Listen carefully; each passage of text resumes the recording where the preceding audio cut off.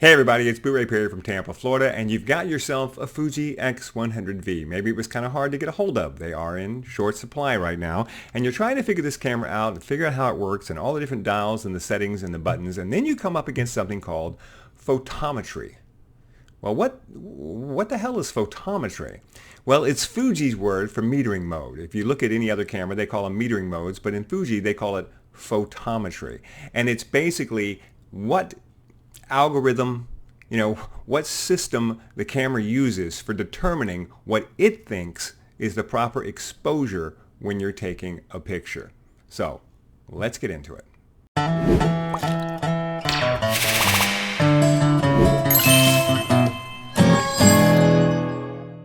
Before we get started, don't forget to join my group on Facebook. It's called Pro Photo Talk with Booray Perry, and follow me on Instagram at Booray Perry. Also, all of my gear is listed on my website, and there's a link down in the description. You can go down there and you can see all the stuff that I use with my X100V, my thumb rest. I've got about 4 different lens hoods. I've got a case, I've got straps, I've got filters, all the stuff that I use, and I've got videos dedicated to all this stuff on the channel. And if you go there and you click one of those links to Amazon and you buy something, I get a couple of dollars, and it helps me to keep this channel alive. And also, don't forget, I've got merch on the channel, and I call my merch channel Camera Nerd, because that's what I am, and I suspect that's what you are too. And it's right below this video, t-shirts and hoodies and stuff like that. I'm wearing one right now. This is my one camera, one lens, which I had designed specifically for the Fuji X100 users, because we don't have multiple lenses. We just use one lens. You know what I mean? Say it loud, say it proud. One camera, one lens. And I promise you, I'm not doing this to show the mug off. I actually have to take a sip of water. So anyway, check that stuff out too. All right.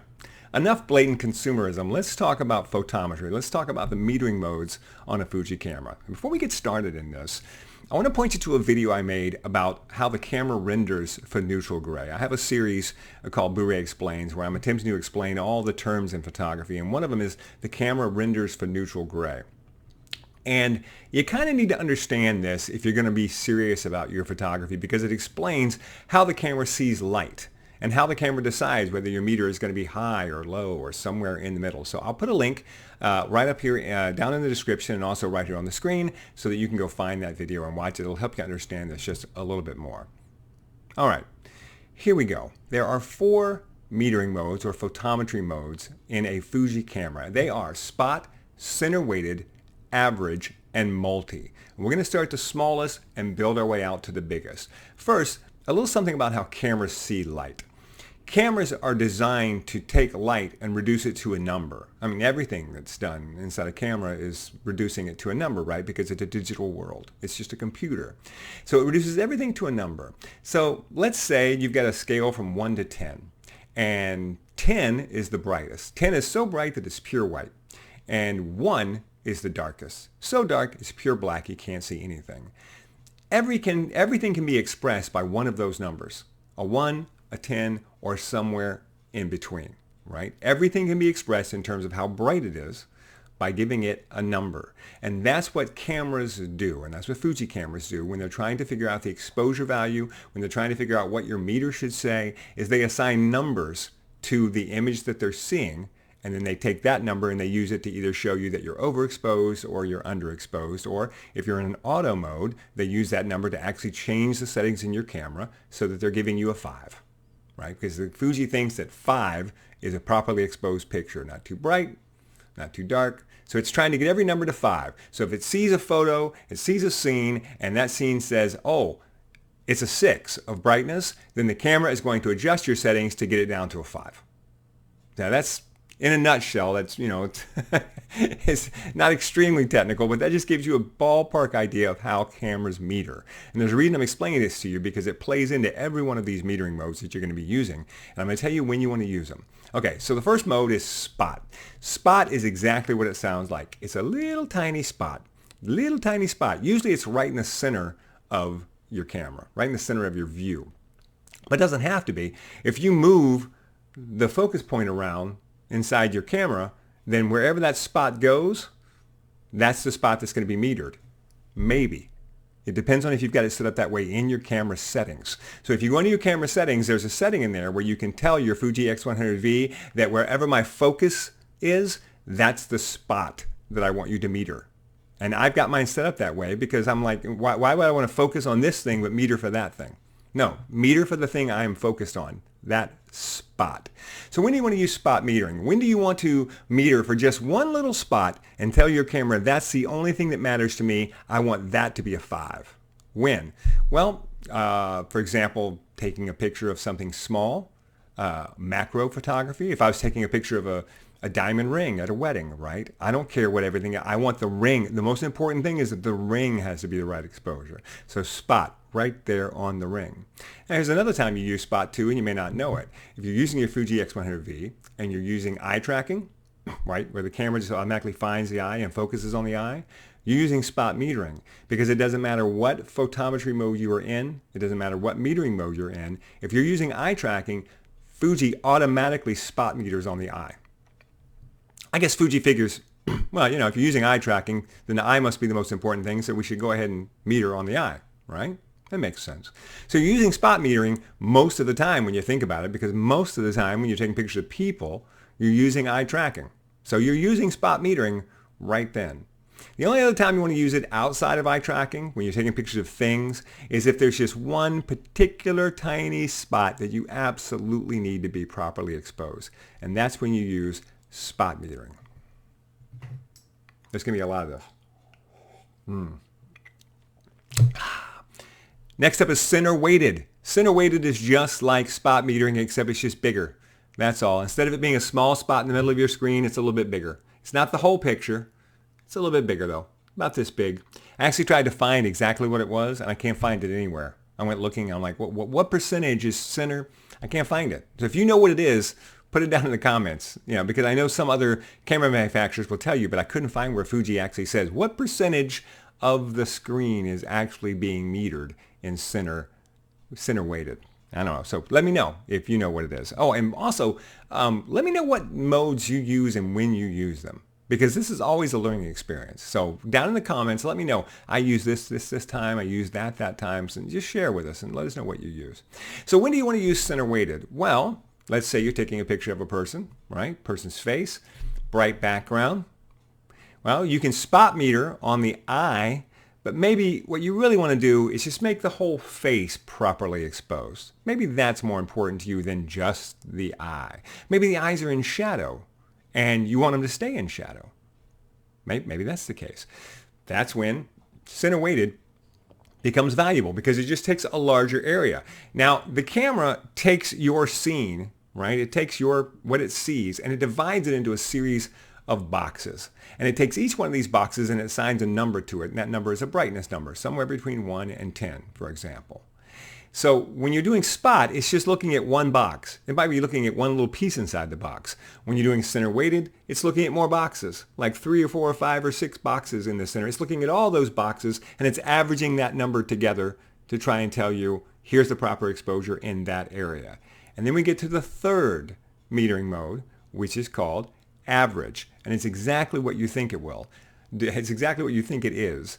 When you use average, it looks at the entire picture. It looks at all the boxes, and then it tries to come up with one number to represent the whole scene.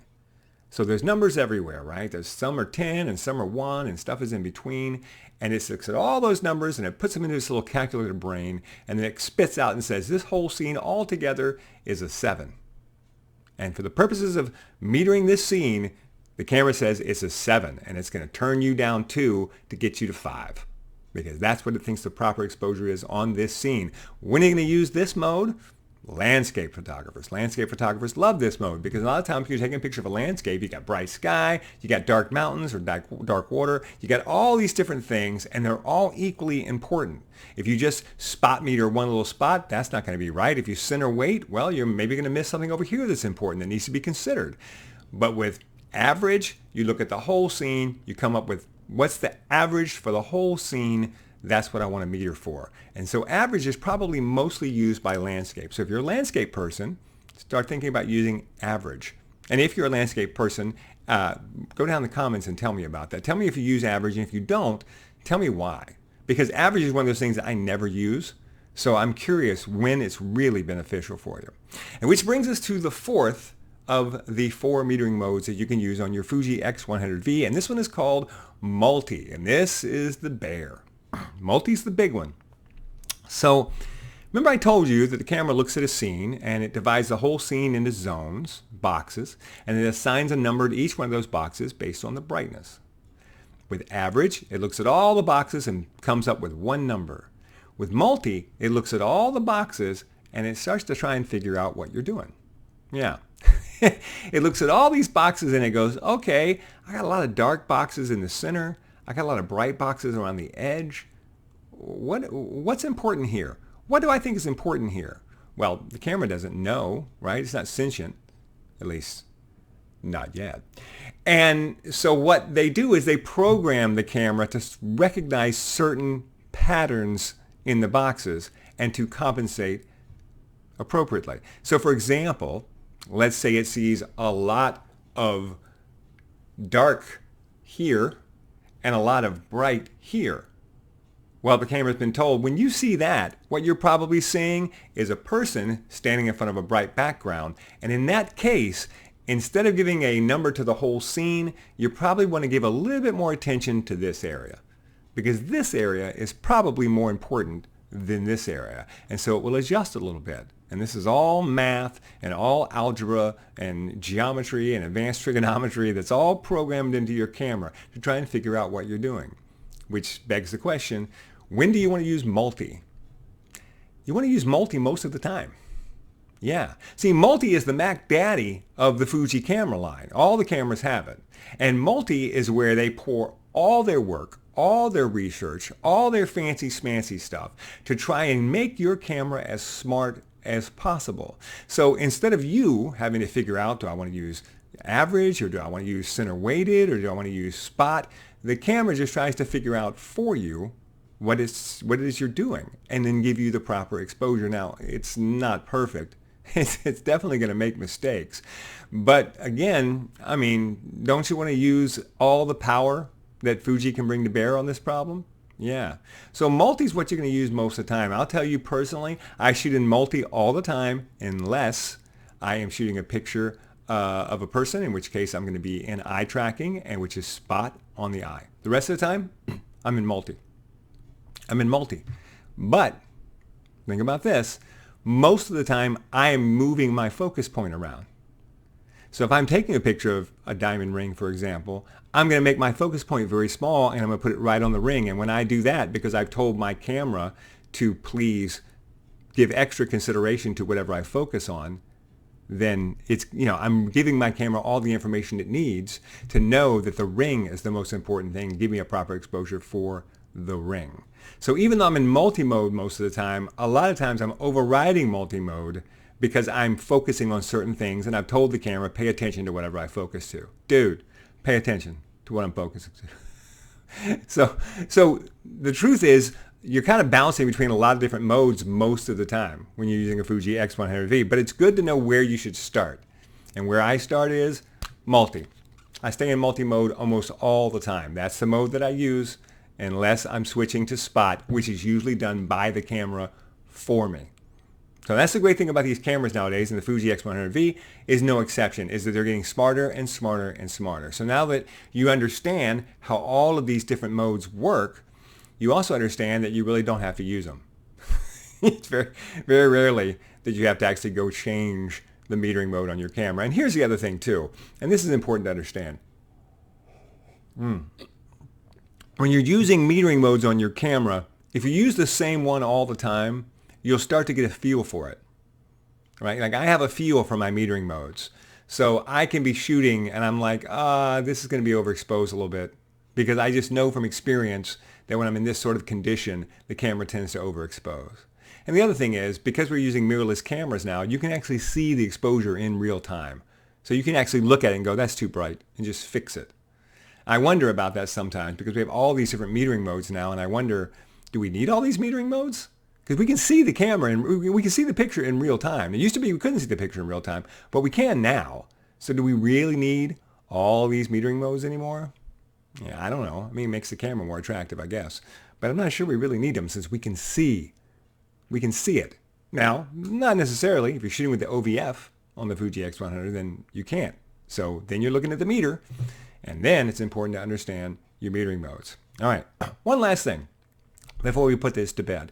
If you would like to get involved in something very, very cool, I've started something new on the channel, and I call it the Fuji X100 Review. And right now, every 2 weeks, what I do is I put a call out for a certain type of picture.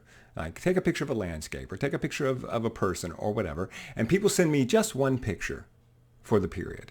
And then I take these pictures and I pick out a few and I talk about them here on the channel. I show the pictures, I give credit to you, I talk about them, I talk about what I like about them, I talk about ways maybe you could improve them. And it's kind of a way for the community to come together and share photography and also learn and become better photographers. So I will put a link right up here so that you can go check that out, because we would love to have you involved in the Fuji X100 review. All right, give me a subscribe, give me a like, give me a notification, and I will see you back here next time.